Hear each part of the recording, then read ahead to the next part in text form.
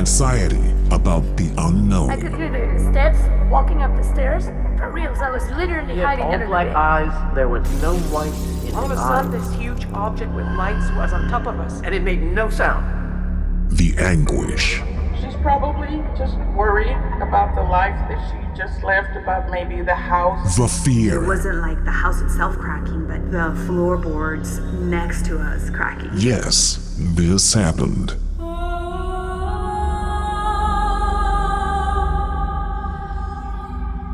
How come you didn't ask that young lady to come in and have dinner with us?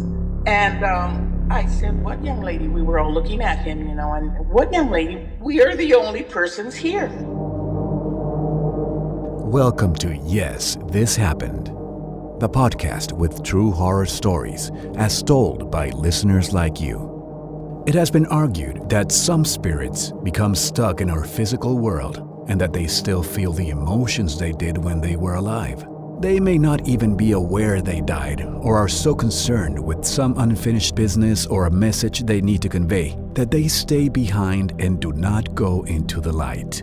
Today's story is about what appears to be one of these cases. In this episode, we introduce you to Rebecca, originally from Ciudad Juárez, Mexico, who tells us about the unexpected guest she had one Thanksgiving night 3 years ago at her new house in Canutillo, Texas.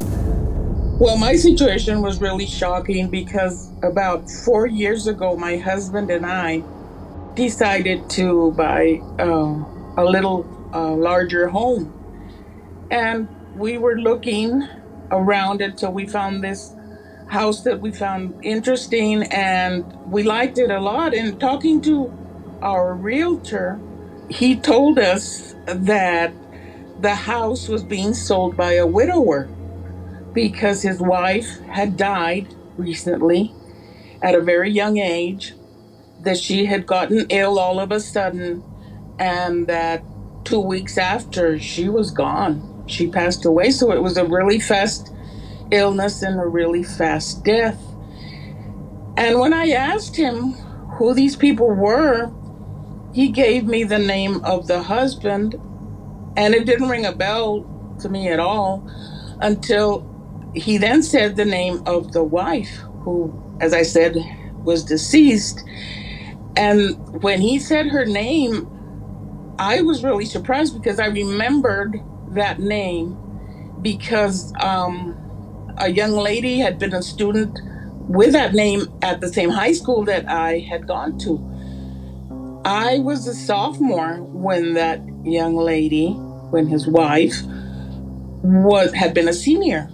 So I didn't really know her. She was not my friend, but I remembered her name and I remembered her. And I thought, I wonder if it's the same woman, the same girl, the same student at the high school. So we bought the house, and about 2 months later, it was Thanksgiving.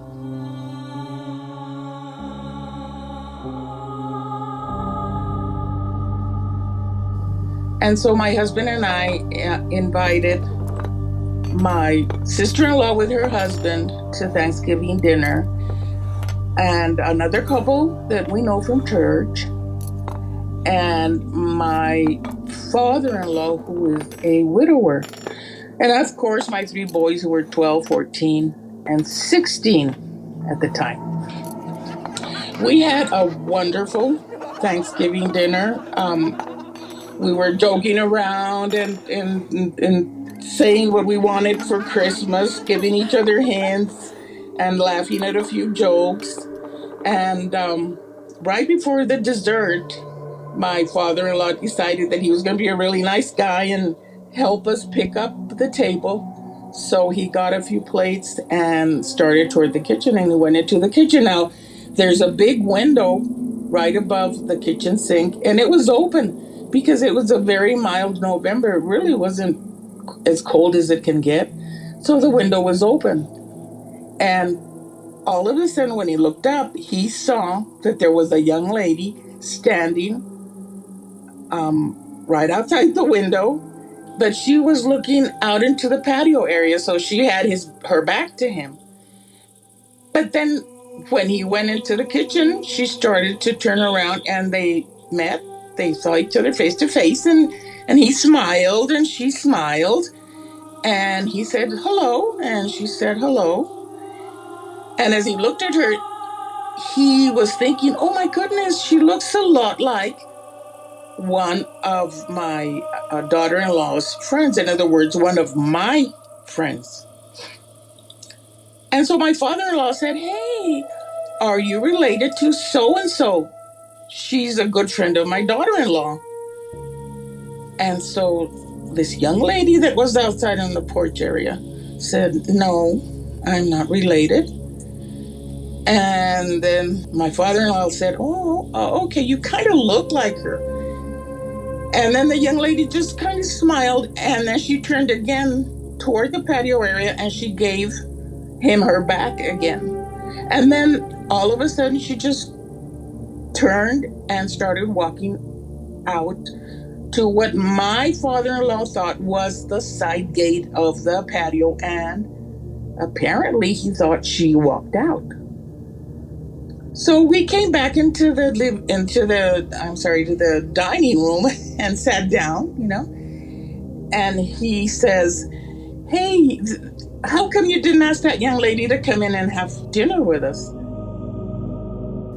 And I said, what young lady? We were all looking at him, and what young lady? Well, there was a young lady right there, in the porch area looking out at the patio, and I thought she was your friend. I thought she was here to have dinner with us. And I said, no, we are the only persons here.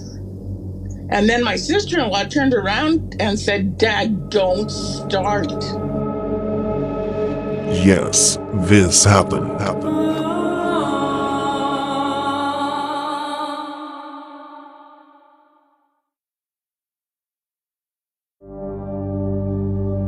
Unbeknownst to Rebecca until that moment, Don Pablo, her father-in-law, had always alleged he could see and talk to spirits.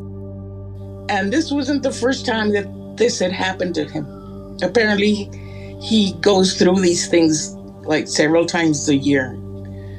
So anyway, he said, well, I'm sorry, but I just spoke to somebody out there, So anyway, they started saying goodbye. Everybody started saying goodbye, and we had the dessert, and then everybody left.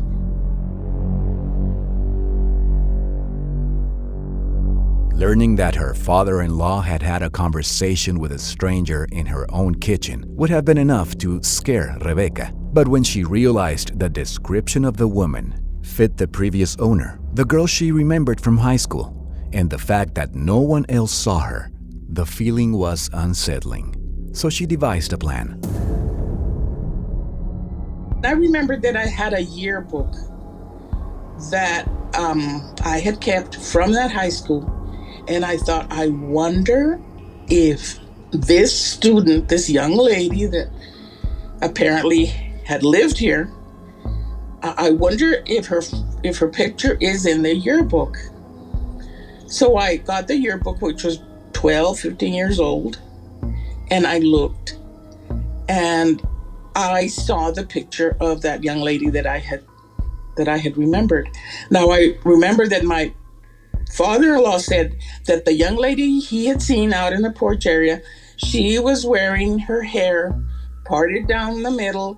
It was reddish brown, and it went down to her shoulders. So he even told us the way that she was styling her hair. So to my surprise, I did find a picture of that young lady in the yearbook. So I said, okay, I'll do this. I'll ask my father-in-law to come over next week, and I'm just going to leave the yearbook there on the table, and I'm going to ask him to look in the section of the seniors for that year, and to look at the pictures and see if he can find a picture of the young lady that he supposedly saw out in the porch. And that's what I did. The following week, Rebecca and her husband invited her father-in-law for lunch. Rebecca left the yearbook handy on a kitchen cabinet and waited until they were done eating lunch to ask Don Pablo to take a look at it. And I said, listen, can you look in the senior section of this yearbook and see if you can identify that young lady that you said you saw? She had the same name as the owner of the house who had died, and apparently she was still roaming around. And so my father-in-law said, sure, I'll take a look at the yearbook. And he opened the yearbook, he opened it to the senior section, and he looked for a while, and lo and behold, he said, this is the young lady that I saw. This is the young lady that I spoke to. And yep, it was the same student that I had gone to school with the name of the same name of the deceased owner of the house, the name that her husband had given to us, and we were just shocked. We were shocked. And so what we did was just we went and asked one of the priests of our church to come and do an exorcism of our house, because my kids were really freaking out. And actually, my husband and I were too. We weren't too happy that this had happened. But we went through the exorcism. Even though the exorcism gave them peace of mind, Rebecca and her family wanted to make things right with the other guest, the spirit of the deceased woman she had once known from school. So right after the exorcism, my husband and I thought, well, she's probably just worried about the life that she just left, about maybe the house, maybe she really liked her home, maybe she was really happy here. So we decided to find out where she was buried. The realtor knew the husband. They had become a little bit friendly. So he was able to let us know where her gravesite was. So we went out to Reslon Cemetery and we found her gravesite, and we stood there, said a few prayers for her soul, for her, hoping that she would be resting in peace. And we let her know that everything was going to be fine, that her house was going to be okay, that we knew that she had been happy there and probably did not want to leave. But we said that she could rest in peace, that everything was going to be fine, that we would take care of her house, and that we would be remembering her in our prayers, and that she could just go on into eternity and be happy. It's gone. It's over. I mean, we didn't see her. Nobody saw her again. My father-in-law never said that he saw her again. But it was very, very disturbing. And it was really, really scary.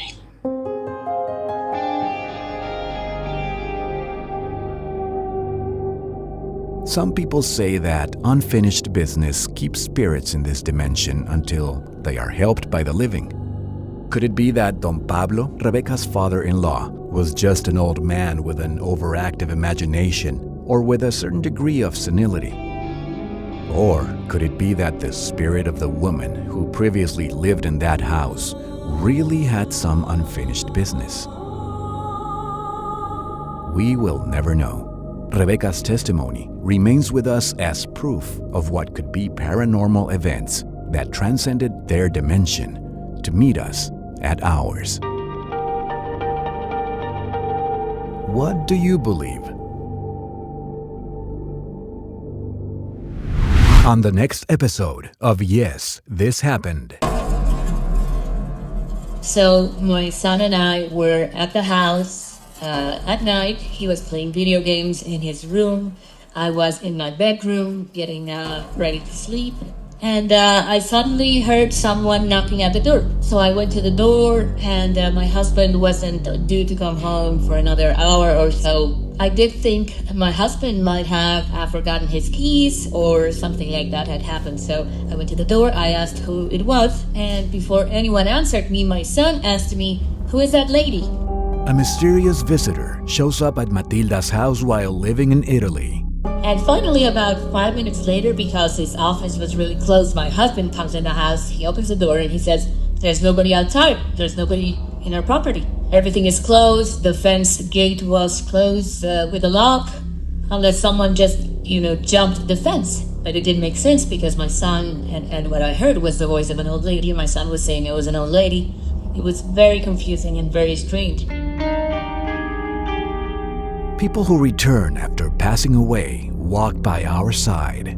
But what I do know is that whenever I've seen something or heard something, something that seems like a physical presence or a noise or sound, it has always been close to the death of someone I have loved.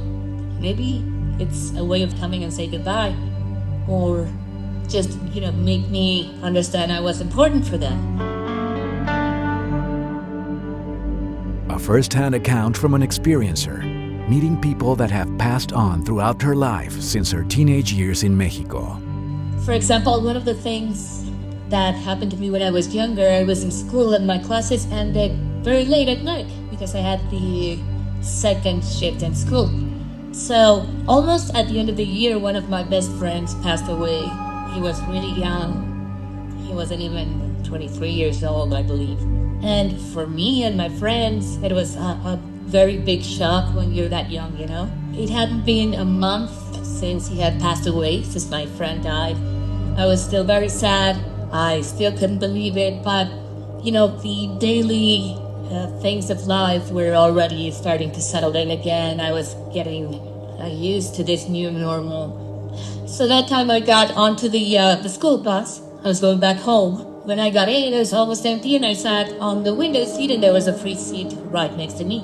And when the bus was almost close to where I was going to get out of it, close to my house, I noticed that the seat next to me was still available. It was empty, and there was a lot of people on the bus, and they were standing. So I thought maybe the seat was dirty. So I looked, and there was nothing, out of the ordinary with the seat. So a couple of stops later, I got off the bus. So I started walking fairly quickly, and suddenly I felt like a sensation that someone was following me. But I was not afraid. I looked back, I saw that nobody was behind me, but still had that sensation. So the first thing I thought was that it was my friend, or, like sort of an angel that was taking care of me so nothing happened to me. Maybe that's why the seat next to me was empty, and other people could see him or not, maybe, but I thought maybe that's why nobody took that seat. On the next episode of Yes, This Happened.